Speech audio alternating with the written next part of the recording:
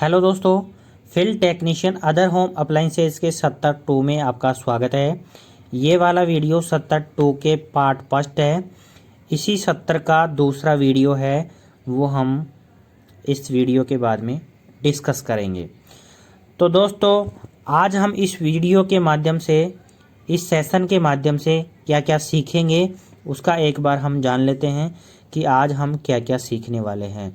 पहला है बिजली के इतिहास का पता लगाना, न्यूटन के गति के नियमों को समझना एवं न्यूटन ने कितने गति के नियम दिए थे उसके बारे में जानकारी प्राप्त करना, कार्य शक्ति और ऊर्जा का विश्लेषण करना, वो भी आज हम इस वीडियो में सीखेंगे।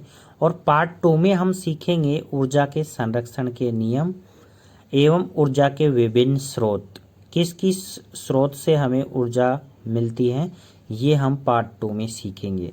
तो आज हम सीखने वाले हैं ऊपर के ये 3 पॉइंट्स, बिजली के इतिहास के बारे में, न्यूटन के गति के नियम के बारे में और काम शक्ति और ऊर्जा के बारे में आज हम इस वीडियो के माध्यम से सीखने वाले हैं। और पार्ट 2 में हम सीखेंगे ऊर्जा के बारे में और ऊर्जा के प्रमुख स्रोत के बारे में।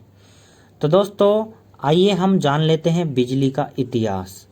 बिजली के विषय में उम्र भर कई बुद्धिजीवियों का ध्यान आकर्षित किया गया या हुआ है। कई वैज्ञानिक हुए हैं जिन्होंने बिजली के बारे में बिजली की खोज की, बिजली का नामकरण किया। ये सारी चीज़ें कई वैज्ञानिक हुए हैं, कई वैज्ञानिक आए हैं, कई वैज्ञानिकों ने बिजली का उत्पादन किया है। तो इनके बारे में हम आगे सीखने वाले हैं। उसके बाद में आज हम सीखेंगे ऐसे व्यक्तियों द्वारा किए गए योगदान से आज बिजली के बारे में हमारी समझ बढ़ी है। उन्हीं वैज्ञानिकों की वजह से आज हम बिजली का उत्पादन करके बिजली को यूज़ कर पा रहे हैं। उन वैज्ञानिकों ने ही इस बिजली को कई सालों पहले बनाया था। उन वैज्ञानिकों की जो बनाने की विधि है, गाइडलाइंस है, उनके आधार पर ही आज हम बिजली का उत्पादन करके बिजली को उपयोग कर रहे हैं। तो दोस्तों, जो बिजली हमारे घरों के अंदर आती है या आ रही है, वो कई सालों पहले बन चुकी थी। आज उनकी ही देन है जिसकी वजह से आज हम बिजली का उत्पादन करके उसे उपयोग कर पा रहे हैं। कुछ महत्वपूर्ण व्यक्तियों से मतलब है वैज्ञानिकों और बिजली की समझ के प्रति उनके योगदान के ऊपर आइए हम एक नज़र डाल लेते हैं। बिजली का इतिहास, हिस्ट्री ऑफ इलेक्ट्रिसिटी। तो 600 ईसा पूर्व थेल्स नामक एक वैज्ञानिक ने घर्षण से बिजली को परिभाषित किया कि घर्षण से बिजली उत्पादन करके उसने बताया। उसके बाद में 1600 ईस्वी में विलियम गिलबर्ट ने बिजली को एक नाम दिया, इलेक्ट्रिकल वर्ड दिया विलियम गिलबर्ट्स ने 1600 ईसा में। उसके बाद में 1646 ईस्वी में सर थॉमस ब्राउन ने इलेक्ट्रिकल शब्द को नाम को बदल करके उसने इलेक्ट्रिसिटी रख दिया, मतलब विद्युत का नाम बदल के उसने बिजली कर दिया। उसके बाद में आता है 1687 ईस्वी में सर इसाक न्यूटन ने गति के नियम परिभाषित किए या गति के नियम उसने दिए। और 1752 ईस्वी में बेंजामिन फ्रैंकलिन ने विद्युत को एक स्थान से दूसरे स्थान पर बदलना संभव है, ये परिभाषित करके बताया। उसके बाद में 1800 ईस्वी में एलेसैंड्रो वोल्टा ने बिजली को उत्पादन करके बताया कि बिजली का जो उत्पादन है वो कैसे होता है, केमिकल्स की सहायता से। ये प्रमुख वैज्ञानिक हुए जिन्होंने बिजली के बारे में अलग अलग तरह की खोज या एक्सपेरिमेंट किए, जिनकी वजह से आज हम बिजली का उपयोग कर पा रहे हैं या बिजली का उत्पादन कर पा रहे हैं।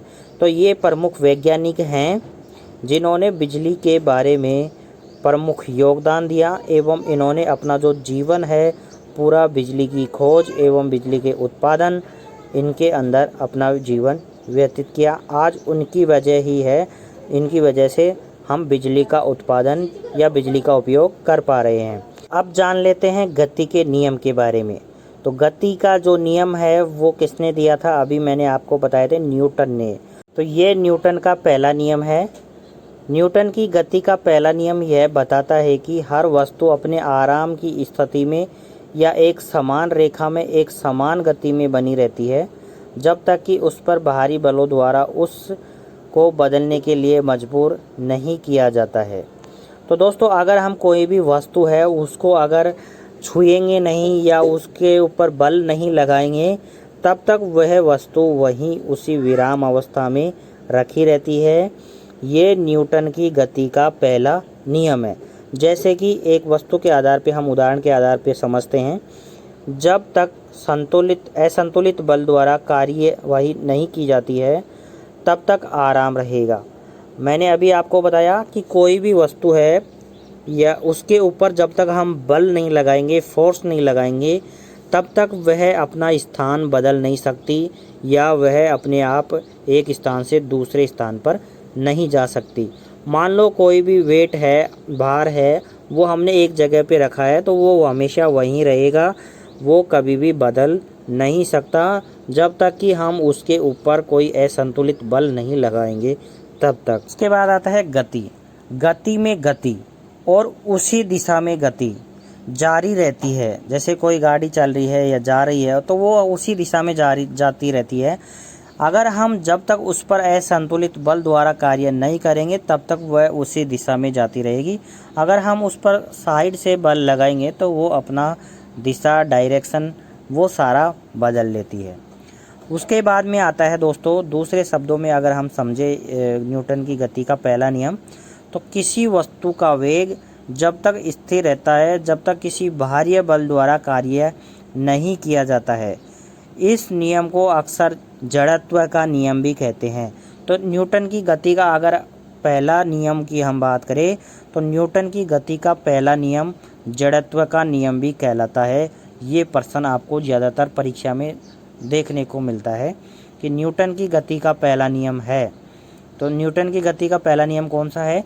जड़त्व का नियम। अब हम एक और उदाहरण से समझते हैं। एक कार को लगातार गति बनाए रखने के लिए ईंधन का उपयोग करना पड़ता है। अभी आपने देखा होगा कार चलती है तो उसके अंदर पेट्रोल, डीजल ये सारी चीज़ें डालते हैं तभी वो कार चलना प्रारंभ करती है। क्योंकि हवा से खींचकर ज़मीन से घर्षण करने से बल धीमा हो जाता है। जब कार एक पहाड़ी के ऊपर जा रही होती है तो गुरुत्वाकर्षण से उसकी चाल धीमी पड़ जाती है। तो इसे ही न्यूटन ने परिभाषित किया था और यही न्यूटन की गति का पहला नियम है और इसे जड़त्व का नियम कहते हैं। अब आता है न्यूटन की गति का दूसरा नियम। न्यूटन की गति का दूसरा नियम यह बताता है कि किसी वस्तु के संवेग में परिवर्तन की दर शुद्ध बल की दिशा में लागू संतुलित बल के समानुपाती होती है। यही न्यूटन की गति का दूसरा नियम कहलाता है। तो दोस्तों, न्यूटन की गति का दूसरा नियम है। आइए हम इसके बारे में और डिटेल से जान लेते हैं। त्वरण तब उत्पन्न होता है जब कोई बल किसी द्रव्यमान पर कार्य करता है। वस्तु का द्रव्यमान जितना अधिक होगा, वस्तु को गति देने के लिए आवश्यक बल की मात्रा भी उतनी ही अधिक हमें लगानी पड़ेगी। हर कोई जानता है कि भारी वस्तुओं को हल्की वस्तुओं की तुलना में वस्तुओं को दूरी पर ले जाने के लिए अधिक बल की आवश्यकता होती है। तो दोस्तों, कोई भी वस्तु है, मान लो अभी हमारे पास 50 किलो की कोई वस्तु है और एक 100 किलो की वस्तु है।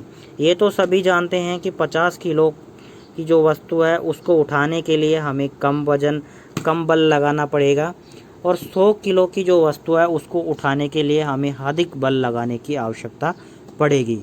तो दोस्तों, ये जो 100 किलो की और एक 50 किलो की जो उदाहरण मैंने अभी आपको बताया है, यही इसी को परिभाषित किया था न्यूटन ने और यही न्यूटन की गति का दूसरा नियम कहलाता है। उसके बाद आता है कार्य, शक्ति और ऊर्जा। कार्य किसे कहते हैं? कार्य को एक भौतिकी प्रणाली से दूसरे में ऊर्जा के स्थानांतरण के रूप में परिभाषित किया जाता है। विशेष रूप से बल के अनुप्रयोग द्वारा शरीर को ऊर्जा का स्थानांतरण जो शरीर को बल की दिशा में ले जाता है। अर्थात अगर हम ऐसे समझें, कार्य क्या कहलाता है, जैसे ही अभी आप यहाँ पे देख रहे होंगे, ये एक पिंड है। अब इन पिंडों को अब अगर हम एक स्थान से दूसरे स्थान तक ले जाएं तो इसको यहाँ से वहाँ तक ले जाने में लगाया गया बल, ये सब क्या कहलाता है? कार्य कहलाता है। उदाहरण से अगर हम समझते हैं, हमारे दैनिक जीवन में कुछ भी जो हमें धक्का देता है उसे काम करने के रूप में माना जाता है।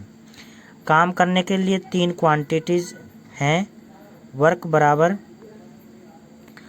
F बल, S विस्थापन, दूरी और कारण। किसी वस्तु पर कार्य करने के लिए बल के लिए आदेश में एक विस्थापन होना चाहिए और बल को विस्थापित का कारण बनना चाहिए। अर्थात दोस्तों, अगर हम ऐसे कह सकते हैं कि किसी पिंड को एक स्थान से दूसरे स्थान तक ले जाने में जो हमें बल लगाना पड़ता है और जो दूरी तय करनी पड़ती है, ये क्या कहलाती है दोस्तों? कार्य कहलाती है, वर्क कहलाता है। ये हमारा क्या कहलाएगा? कार्य कहलाएगा। अब आता है कार्य, शक्ति और ऊर्जा में काम के कई उदाहरण हैं जो रोज़मर्रा की ज़िंदगी में देखे जा सकते हैं। जैसे एक मैदान के माध्यम से गाड़ी खींचने वाला घोड़ा, ये भी एक कार्य का उदाहरण है। एक किराने की दुकान के गलियारे के नीचे एक किराने की गाड़ी को धक्का देने वाला पिता, ये भी एक कार्य करने का उदाहरण है। उसके बाद में एक छात्रा ने अपने कंधे पर किताब से भरा बैग उठाया है, ये भी कार्य ही कहलाता है। एक भारोत्तोलक अपने सिर के ऊपर एक बारवेल उठाने आदि, ये सारे के सारे कार्य के उदाहरण हैं। अर्थात यहाँ वर्णित प्रत्येक मामले में एक वस्तु पर बल लगाया जाता है जिससे उस वस्तु को विस्थापित किया जा सकता है। ये जो सारे के सारे उदाहरण मैंने बताए हैं आपको अभी, इसमें कुछ न कुछ कार्य करने के लिए हमें कुछ बल लगाने की आवश्यकता पड़ती है और वो जो बल लगाया जाता है वो वस्तु का विस्थापन कहलाता है और यही क्या होता है? बल। अब हम इसको कुछ इस प्रकार समझते हैं कि कार्य बराबर काम किया है उसके बराबर बल गुणा विस्थापन या दूरी। तो W बराबर F इंटू एस। W क्या है? वर्क। F क्या है? फोर्स, बल। S क्या है? विस्थापन, दूरी, डिस्प्लेसमेंट। ये है। तो वर्क का सूत्र हो गया हमारा, फॉर्मूला यहाँ से निकल के आता है W बराबर F इंटू एस बराबर कार्य बराबर बल गुणा दूरी या विस्थापन। उसके बाद में आता है यदि शरीर को बल की एक ही दिशा में विस्थापित किया जाता है तो किया गया कार्य सकारात्मक होता है। यदि विस्थापन बल के विरुद्ध है तो बल के विरुद्ध किया गया कार्य फिर किया गया कार्य नकारात्मक होता है। यदि विस्थापन बल की दिशा के लंबवत है तो किया गया कार्य शून्य होगा। अब आता है कार्य की इकाई। कार्य की इकाई क्या होती है? CGS प्रणाली में क्या होती है और MKS प्रणाली में क्या होती है? इन दोनों के बीच में जो संबंध होता है उसके बारे में आज हम बताएंगे आपको। तो 1 जूल बराबर 1 न्यूटन इंटू 1 मीटर होता है और 1 जूल बराबर 105 डाइन्स गुणा 1 मीटर, अर्थात 1 न्यूटन बराबर 105 डाइन्स होता है। ये वाला क्वेश्चन जो है वो सबसे ज़्यादा पूछा जाता है कि 1 न्यूटन में कितने डाइन्स होते हैं। तो 1 न्यूटन की अगर हम बात करें, 1 न्यूटन बल में 105 डाइन्स होते हैं। 1 जूल बराबर 107 डाइन्स होते हैं इंटू 1 सेंटीमीटर। 1 मीटर बराबर 102 सेमी। 1 जूल बराबर 107 अर्ग होता है और 1 अर्ग बराबर 1 डाइन इंटू 1 सेंटीमीटर होता है। काम की बड़ी इकाइयाँ हैं किलो जूल, जिसको 1000 जूल बोला जाता है। मेगा जूल को 10 लाख जूल बोला जाता है।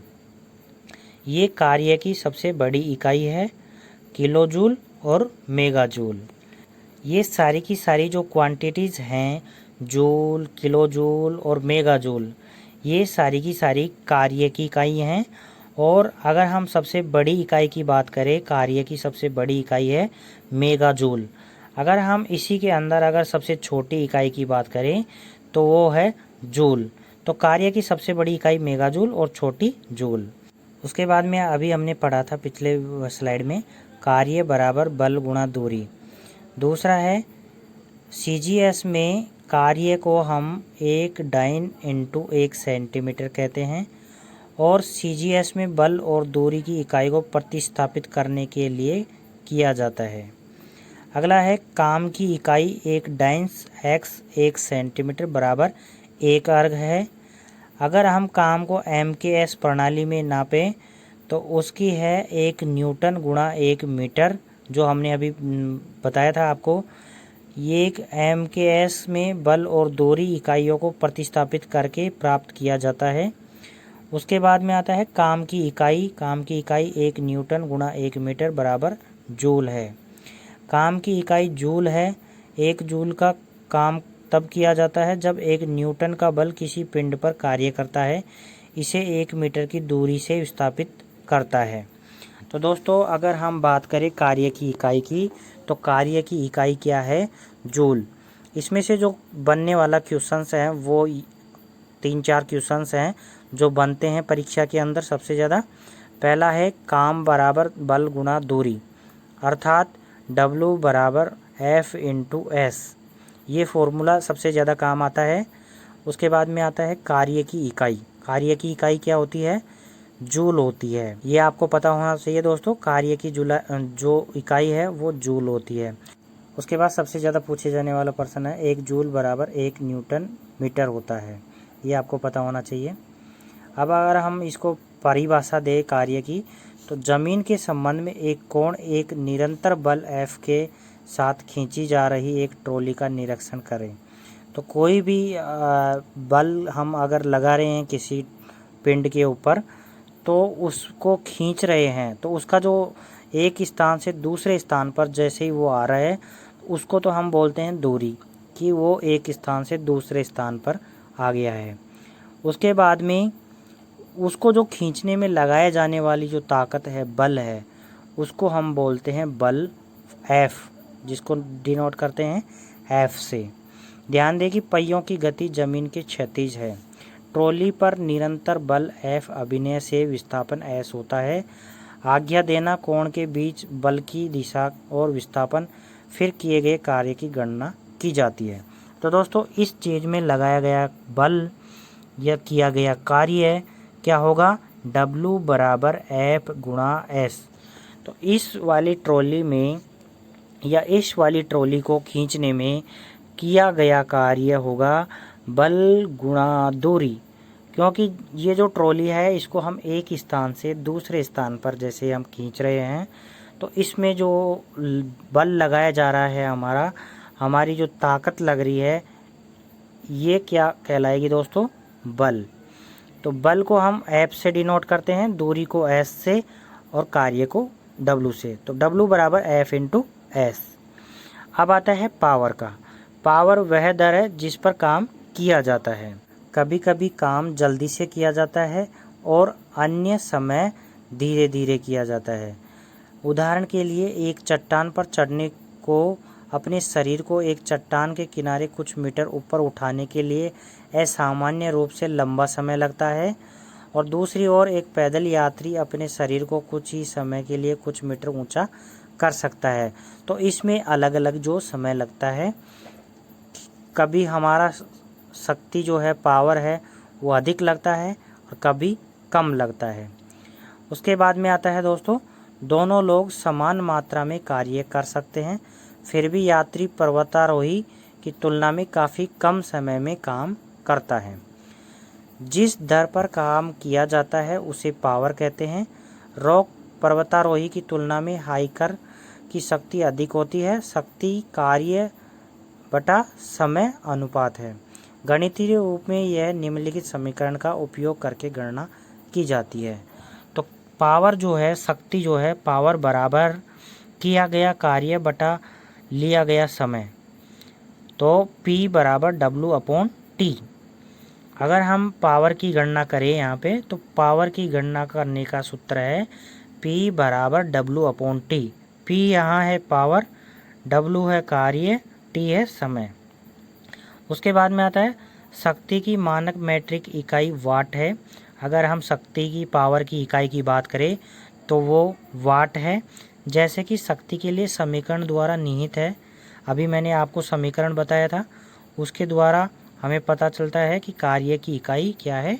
वाट है। शक्ति की एक इकाई समय की एक इकाई द्वारा परिभाषित विभाजित काम की एक इकाई के बराबर है, अर्थात अर्थात P बराबर W/T।